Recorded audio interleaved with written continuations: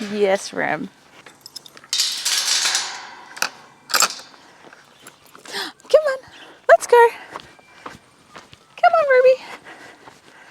You're both moving very slow today. Welcome to Chicken City, my integrated chicken coop, veggie garden, fruit orchard and compost system all under the one roof, and it's what you see behind me.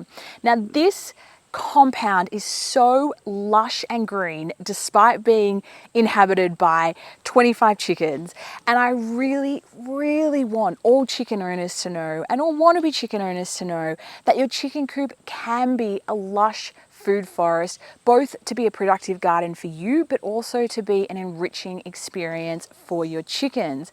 Now, there are some tips though to make that possible.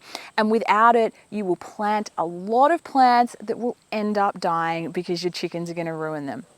But I promise you, I have been testing and perfecting this for 11 years now, and I have got all the tips you're going to need to create such an oasis, and I wish I had this video when I was starting. So let's go in and we can look at all the techniques I've got, and I promise there is one that you are going to use in your garden.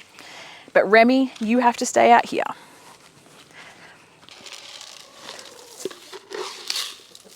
I promise that having your chicken run be as green and lush as mine is actually really easy if you use the specific tricks. And I wish that someone had made a video like this when I was starting out, because I planted so many plants in here that time after time again, the chickens just smash them down.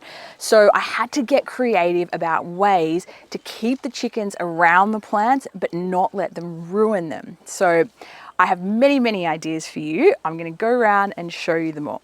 But the first thing I want you to know is when it comes to the greenery in the chicken coop, there are some plants that we need to protect when they're young, and once they're established, like this apple tree behind me, we don't need to protect them anymore.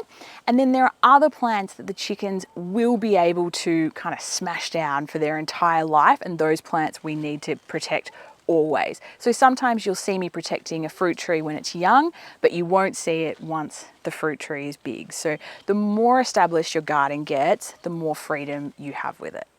So let's go look at some techniques. The first strategy we've got is simply making a little wire ring around the plants you want to protect, like this sage here. So I planted the sage in the middle, maybe 2 years ago, a year ago, and now it is growing out through the mesh. And you can see the chickens actually aren't eating this, which would lead one to believe they could just plant the sage in the chicken run and it would survive. But the thing with chickens is where they can actually do the most damage is not eating the leaves and eating the plant down, but it's actually scratching up the roots and killing the plant that way. So even though they won't eat the sage leaves, what's super important is we protect that root system in the middle.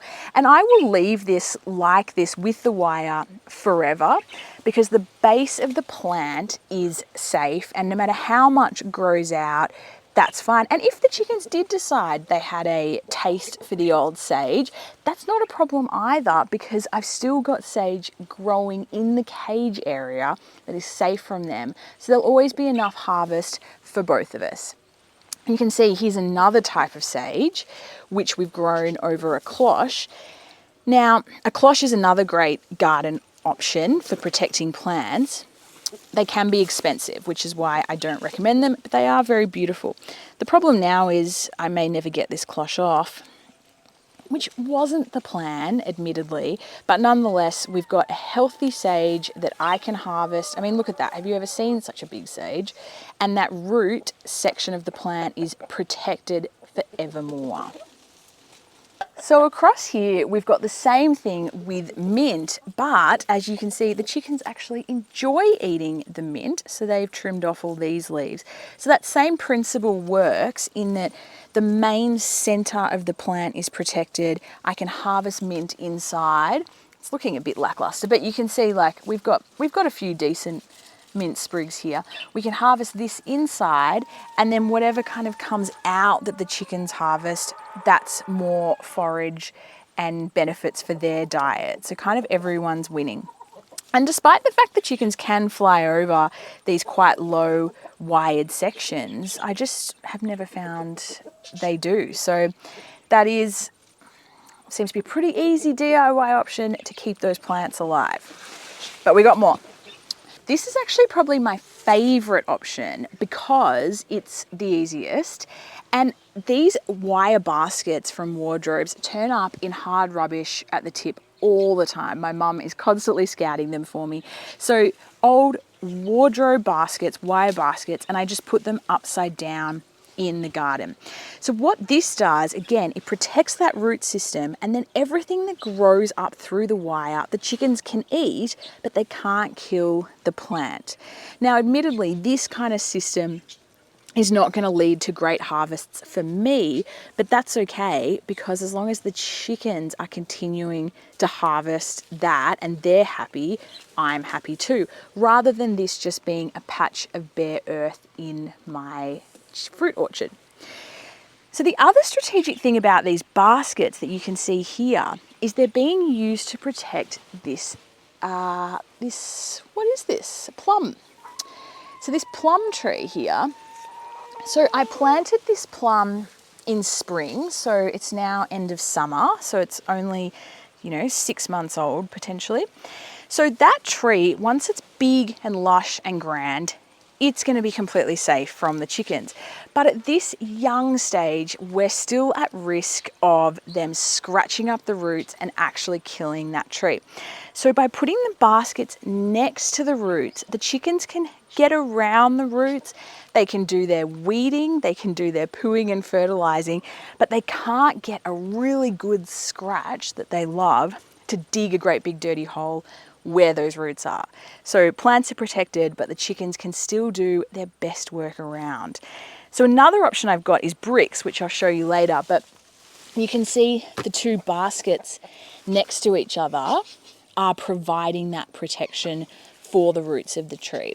Yes, they have actually dug up a little bit of the roots, but that's not enough to cause any significant damage to the tree. And if I was worried, I would put a brick or a rock just over that section to stop that digging. So again, we've got that same system, but slightly differently for this apple here. He was also planted about 6 months ago, and I was cautious to have those roots protected. So instead of baskets, this time I have these wooden, I don't even know what you'd call these, but I found these in a garage sale as things you put in the garden to protect birds scratching up your bulbs when you plant them. So by putting that over, things can go through and the chickens can eat them, but they can't do damage to the soil underneath. And Mr. Apple here, whose roots are coming down there, again, they can't get a big scratch on and dig a dirty hole and ruin those roots. So it's just a safety technique while the plant is young, and when he's older, we can remove these. The other thing I do is I might lift these up for a day or two, let the chickens come in. It's like a salad bar for them. And then they eat all the stuff underneath there. And then I put it back on and let, the grasses and the weeds grow up again. And this is just a way to keep them enriched and healthy and, free food for them. So why not? Excuse me.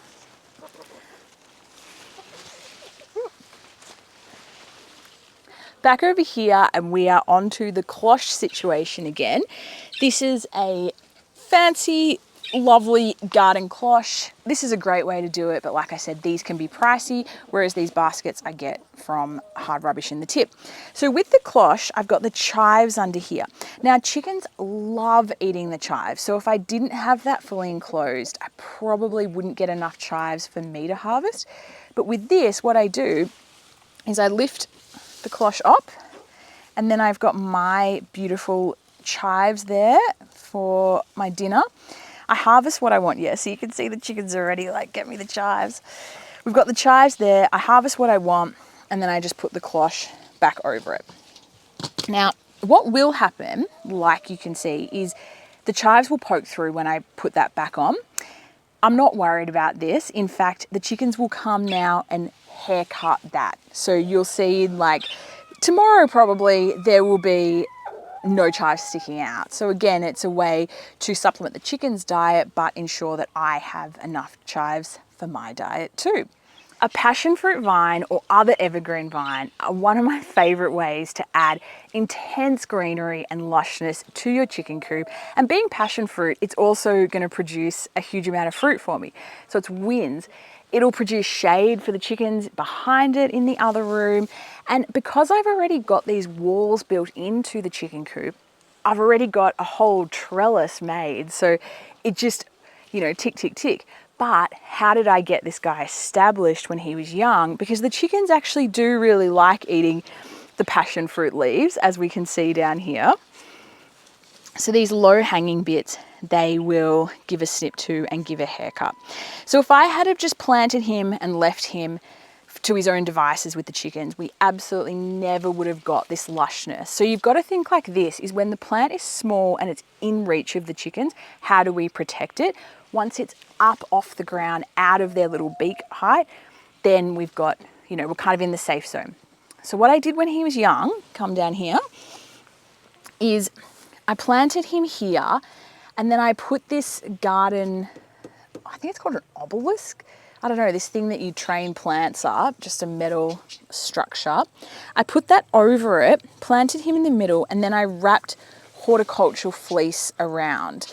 This was done maybe 2 years ago now, and I haven't touched it since. I could probably take this off, but why would we bother? So that horticultural fleece protected him from the chickens coming up and pecking. And then once he kind of got to here, I could train him up onto the wall without risk of the chickens nibbling his bits off. Oh God. So horticultural fleece is like very cheap and very effective at a barrier method.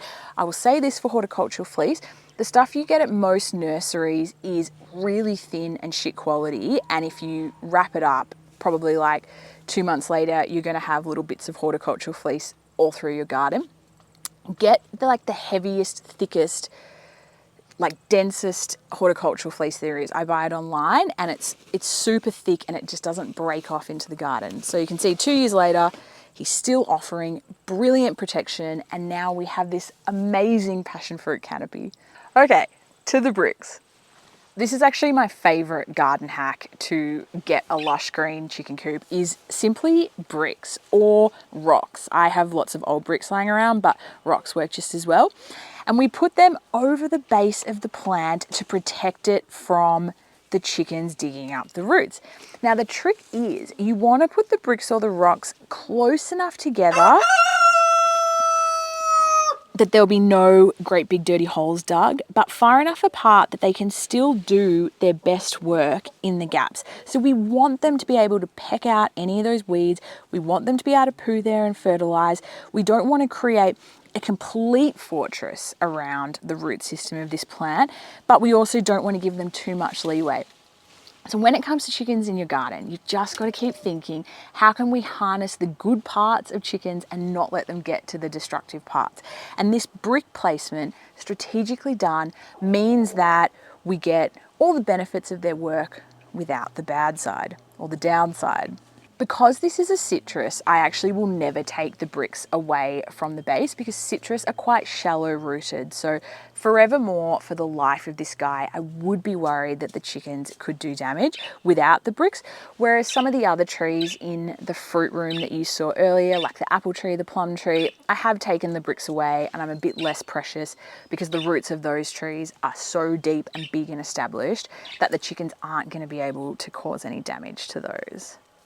With those tips and the right plant selection, although that's a totally another topic which we would do another video on, you really can have a super lush green chicken coop that brings joy to you and brings joys to the chickens. So it's, it's a win-win, and that is what I'm all about in my garden design.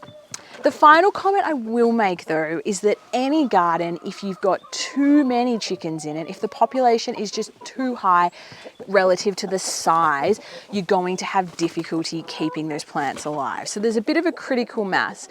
Although I will say the space, the size is less important than the enrichments in it. You could have a bigger chicken run than mine and have it be a lot less enriching and enjoyable for the chickens. But if you've got a small space and they've got heaps of things to keep them entertained, that's going to stop them being destructive as well. So for me, I think my critical mass in this space is about 25 chickens, which is probably bigger or more than what people would think. But once you exceed that, they are gonna be destructive. So my final piece of advice is read the room.